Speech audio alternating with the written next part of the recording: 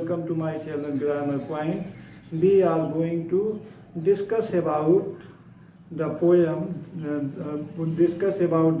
The True Beauty, composed by Thomas Carlyle. तो true beauty के बारे में हम चर्चा करेंगे। ट्रू ब्यूटी होती क्या है? तो first of all it is necessary for us that we know the meaning of true beauty. True beauty means होता है the beauty of mind and soul, मन और आत्मा की शुद्धता। मन और आत्मा की शुद्धता को ही ट्रू ब्यूटी कहा जाता है। True beauty is necessary for permanent love. वास्तविक प्रेम के लिए वास्तविक सुंदरता का होना बहुत जरूरी है। तो इसमें हम चलते हैं इस वीडियो में ट्रू ब्यूटी के बारे में। तो here the poet compares between physical beauty and spiritual beauty. इस कविता में थॉमस कैरी साहब ने फिजिकल ब्यूटी और स्पिरिचुअल ब्यूटी के बारे में चर्चा किया है। फिजिकल ब्यूटी मीन्स होता है फिजिकल चार्म्स, शारीरिक आकर्षण। Physical beauty means physical charm, शारीरिक आकर्षण। And spiritual beauty means the beauty of mind and soul, constant mind, general thoughts, ये सब चीजें, गुडनेस, ये सब जो है वो आपका स्पिरिचुअल ब्यूटी होता है।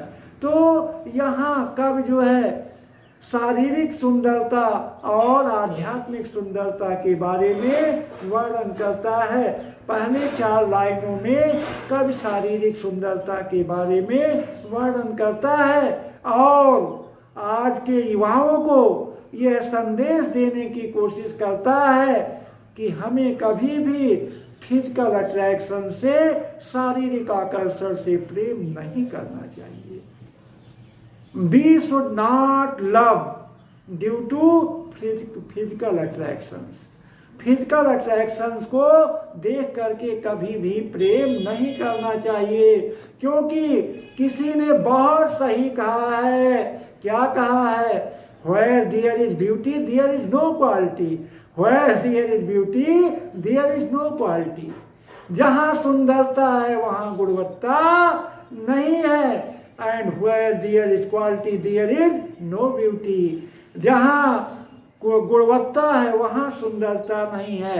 फिर आगे कवि कहता है कि where there is beauty and quality, both are prevail in one woman.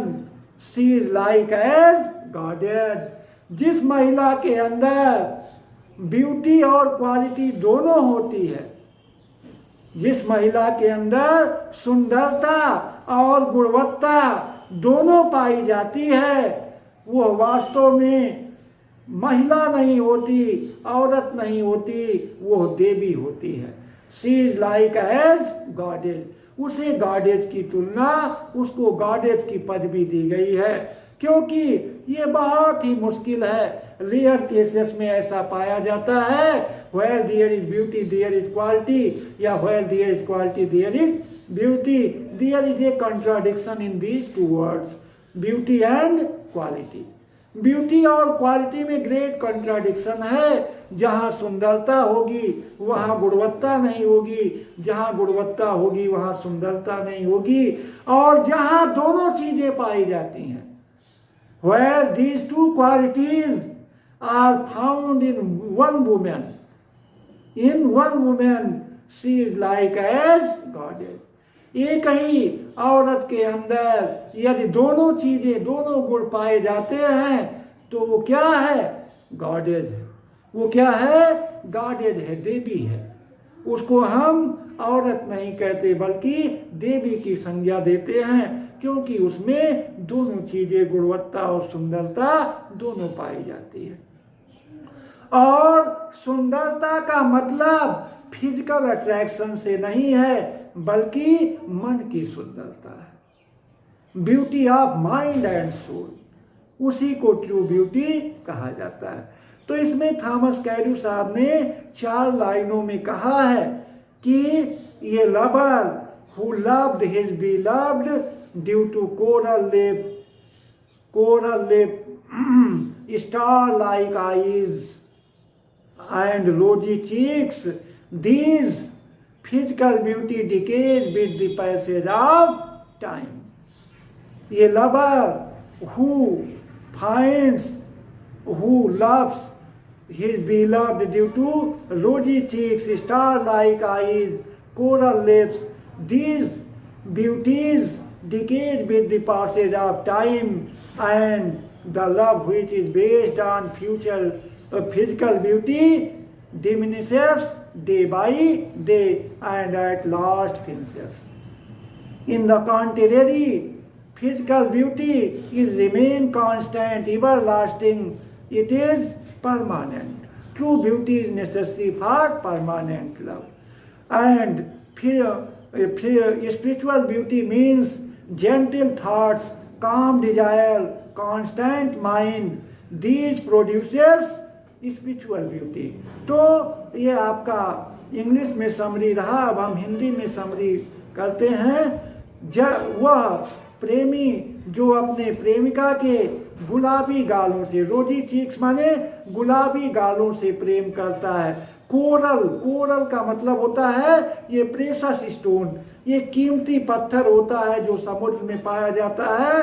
वो बहुत ही चमकता हुआ सुंदर होता है। मूंगा सुंदर होता है, लाल होता है, बहुत सुंदर होता है। तो कोरल लिप, ओठों की तुलना किससे की गई? कोरल से की गई, मूंगे से की गई।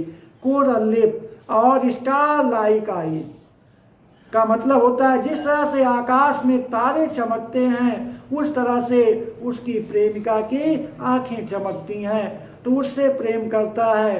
गुलाबी गाल, रोजी चीज, जिस तरह से गुलाब सुंदर होता है उस तरह से उसके गुलाबी कपोलों से प्रेम करता है। तो यह सब उसके लिए ईंधन का, फ्यूल का काम करते हैं। जिस तरह से ईंधन मतलब आग के लिए कोयले की जरूरत होती है, लकड़ी की जरूरत होती है, चाहे आप कोयला जलावें चाहे लकड़ी जलावें। तो ये कोयला और लकड़ी क्या है? सस्टेनेंस है, एक संसाधन है जलाने का। उसी तरह से आग पैदा करने का एक संसाधन है। उसी तरह से जो लोग फिजिकल ब्यूटी से प्रेम करते हैं, शारीरिक सौंदर्य से प्रेम करते हैं, उनके लिए रोजी चीक्स, स्टार लाइक आईज और कोरल लिप ये फ्यूल का काम करते हैं, ईंधन का काम करते हैं। गुलाबी गाल, मूंगे जैसे ओठ और तारे जैसी, सितारे जैसी चमकती हुई आंखें, ये किसका काम करती हैं? ये केवल और केवल ईंधन का काम करती हैं। ठीक उसी तरह से जैसे आग को जलाने के लिए लकड़ी और कोयले की जरूरत होती है, उसी तरह से भौतिक सुंदरता के लिए, शारीरिक सुंदरता के लिए इन चीजों का होना आवश्यक है। तो शॉर्ट में हम जानते हैं कि ऐसा प्रेमी जो अपनी प्रेमिका के गुलाबी गालों से, गुलाबी कपोलों से प्रेम करता है, मूंगे जैसे ओठों से प्रेम करता है, या स्टार जैसी, तारे जैसी चमकती हुई आँखों से प्रेम करता है, वो इसके लिए ईंधन का काम करते हैं, फ्यूल का काम करते हैं। और इससे वो अपने प्रेम की अग्नि को प्रज्वलित करता है। इससे उसका इंटेंसिटी ऑफ लव बढ़ जाता है, प्रेम की तीव्रता बढ़ जाती है। लेकिन यह क्षणिक होता है, इट इज टेम्परेरी, ये अस्थायी होता है, ये परमानेंट नहीं होता। क्योंकि एज ओल्ड एज कम्स, जब बुढ़ापा अवस्था आती है तो क्या होता है? यह चीजें गायब हो जाती हैं। तब coral lip, star like eyes, रोजी चीक्स, ये सब क्या हो जाते हैं? सब समय पर आने पर इस चमड़े में ये फिजिकल चार्म्स जो है ये खत्म हो जाता है, शरीर में झुर्रियाँ पड़ जाती हैं और उस पर आधारित जो प्रेम है वो टूट जाता है, बिखर जाता है, समाप्त हो जाता है। क्या हो जाता है? समाप्त हो जाता है, वो अस्थाई नहीं होता है। इन अदर वर्ड, दूसरे उसमें हम देखें, दूसरी तरफ हम ध्यान दें किसके बारे में, फिजिकल ब्यूटी के बारे में। तो फिजिकल ब्यूटी के बारे में हम देखते हैं कि फिजिकल ब्यूटी जो है वो परमानेंट, मतलब वो स्पिरिचुअल ब्यूटी के बारे में हम देखते हैं तो स्पिरिचुअल ब्यूटी जो है वो परमानेंट होती है। ऐसा प्रेमी जो अपनी प्रेमिका के स्थिरता, स्थिर माइंड, स्थिर विचारों से, जेंटल थॉट्स, गंभीर विचारों से, उसकी क्वालिटीज से, मतलब कांस्टेंट माइंड, उसके स्थिर विचार से प्रेम करता है तो उसका प्रेम हमेशा अस्थायी रहता है, वो हमेशा चलता रहता है। शारीरिक सौंदर्य पर आधारित प्रेम खत्म हो जाता है, लेकिन एक सा रहने वाला दृढ़ मस्तिष्क, सुंदर विचार, शांत इच्छाएं और समान हृदय से जुड़ा हुआ प्रेमाग्न, ये चिरस्थायी होता है, ये परमानेंट होता है, पेरेनियल होता है, एवरलास्टिंग होता है। True beauty is everlasting. वास्तविक सुंदरता जो है वो कभी समाप्त नहीं होती है, वो पेरेनियल होती है, एवरलास्टिंग होती है, परमानेंट होती है। तो ऐसा प्रेमी जो अपने प्रेमिका के समान विचारों से, उसके सुंदर विचारों से, उसकी शांत इच्छाओं से, उसकी समान और दृढ़ रहने वाली विचारों से प्रेम करता है और उसी से अपने प्रेमाग्नि को बुझाता है, तो यह प्रेम अस्थायी होता है, यह कभी समाप्त नहीं होता है। तो कंक्लूजन में अस्थायी प्रेम के लिए अस्थायी सुंदरता का होना बहुत जरूरी है। True beauty is necessary for permanent love. अस्थायी प्रेम के लिए अस्थायी सुंदरता का होना बहुत जरूरी है। और जब ये चीजें समाप्त हो जाती हैं, कब लास्ट में कहता है कि जिस प्रेमिका में इस तरह के गुण नहीं होते, उसके सज्जन विचार नहीं होते, गंभीर विचार नहीं होते, दृढ़ विचार नहीं होते, उसके मन की सुंदरता नहीं पाई जाती, आई हेट, मैं घृणा करता हूं, दो रोजी चीक्स, उन गुलाबी गालों को, कोरल लिप्स, मूंगे जैसे ओठों को, एंड स्टार लाइक आई, और मतलब सितारों जैसी चमकती हुई आंखों से मैं नफरत करता हूँ, घृणा करता हूँ, मैं उसको नहीं देखना चाहता, क्योंकि ये अस्थायी हैं। तो इस माध्यम से, इस कविता के माध्यम से कवि इस वर्ग के, इस जनरेशन के युवकों और युवतियों को, यंग मैन और यंग वुमेन को संदेश देता है। क्या संदेश देता है? कि हमें हमेशा अस्थायित्व पर ध्यान देना चाहिए, हमें वास्तविक सुंदरता पर ध्यान देना चाहिए, हमें कभी भी शारीरिक सौंदर्य पर आधारित प्रेम नहीं करना चाहिए, क्योंकि ये प्रेम टूट जाता है। और विचारों पर आधारित प्रेम, मन पर आधारित, मन की सुंदरता पर आधारित प्रेम वो अस्थायी होता है, वो कभी नहीं टूटता है। तो अब हम थोड़ा सा वर्ड मीनिंग पर चर्चा कर लेते हैं और वर्ड मीनिंग देख लेते हैं। रोजी चीज,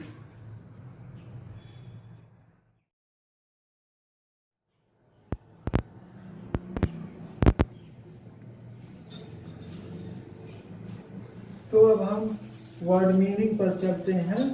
वर्ड मीनिंग में हम देखते हैं रोजी चीक्स। रोजी चीक्स का मतलब होता है चीक्स एज रेड एज रोज, रोज गुलाब की तरह से लाल, कपोल, कपोल माने होता है गाल, चीक्स एज रेड एज रोज, कपोल मतलब गुलाबी कपोल, गुलाबी जैसे मतलब लाल गाल। यहाँ जो है simile, figure of speech simile बताई गई है, क्योंकि एज एज पाया जा रहा है, लाइक एज जहाँ पाया जाए वहाँ सिमिली होता है। कोरल लिप्स, कोरल लिप्स का मतलब होता है ये precious stone which is found in seas, जो समुद्रों में पाया जाता है, ये बहुत कीमती स्टोन होता है, और यह भी मूंगे जैसे रेड होता है, जेम जैसे क्या होता है, रेड होता है। स्टार लाइक आईज, तारों जैसी चमकती हुई आंखें, eyes as bright as stars in the sky. ऐसी आंखें जो जैसे आकाश में तारे चमकते हैं उस तरह से चमकती हुई आंखें। Fuel to maintain. अब यही तीन जो है, rosy cheeks, coral lip, star like eyes, ये फ्यूल है, ईंधन का काम करते हैं। To maintain, keep alive his love, ये तीनों चीजें क्या करते हैं? कीप अलाइव हिज लव, उसके प्रेम को जीवित रखने का काम करते हैं। एडमायर्स मीन्स प्रेजेस, प्रशंसा करता है। हिज फायर्स हिज लव, अपने प्रेम को। फायर्स का मतलब यहाँ लव से है, प्रेम से है। डीके, डीके का मतलब होता है क्षय होना, लॉस पावर, शक्ति खो जाना, क्षयहीन हो जाना। Flame, flames means intensity of love, प्रेम की तीव्रता, प्रेम का आवेग, प्रेम की तीव्रता। Smooth and steadfast mind, constant and firm mind, दृढ़ विचार, स्थिर और दृढ़ विचार। ऐसा विचार जो दृढ़ और स्थिर हो, अनचेंजेबल हो, कभी परिवर्तित ना होने वाला हो, अपरिवर्तनीय हो। Gentle thoughts, pure and good thoughts, शुद्ध और अच्छे विचार। जेंटल थॉट्स का मतलब प्योर एंड गुड थॉट्स, मतलब शुद्ध और अच्छे विचार। काम डिजायर्स, पीसफुल डिजायर्स, शांत इच्छाएं। कैसी इच्छाएं हो? शांत इच्छाएं हो। उसके बाद आपका कैंडल, कैंडल मीन्स एक्साइट, उत्तेजित करना। डिस्पाइस, डिस्पाइस मीन्स हेट, घृणा करना। हार्ट विथ इक्वल लव का मतलब होता है in same degree of love, in same degree of love, उसी तरह से प्रेम की तीव्रता। नेवर डाइंग का मतलब परमानेंट।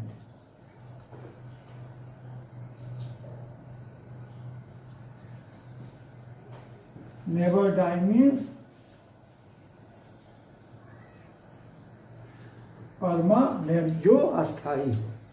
परमानेंट मीन्स अस्थाई। तो इस तरह से। और कैंडल का मतलब होता है एक्साइट या प्रोड्यूस, उत्पन्न करना या उत्तेजित करना, उत्पन्न करना या उत्तेजित करना। नेवर डाइंग मीन्स परमानेंट, अस्थाई, एवर लास्टिंग, जो कभी समाप्त ना होने वाला। तो इस तरह से हमने इस वीडियो में समरी और वर्ड मीनिंग के बारे में चर्चा किया। यह वीडियो आप लोग जरूर देखिएगा, ये आपके लिए मोटिवेशनल वीडियो है, आपके जीवन के हर रास्ते पर आपको कॉन्शियस करेगा, सतर्क करेगा। तो इसको जरूर देखिएगा, वीडियो को लास्ट तक देखना मत भूलिएगा। Thanks for watching the video.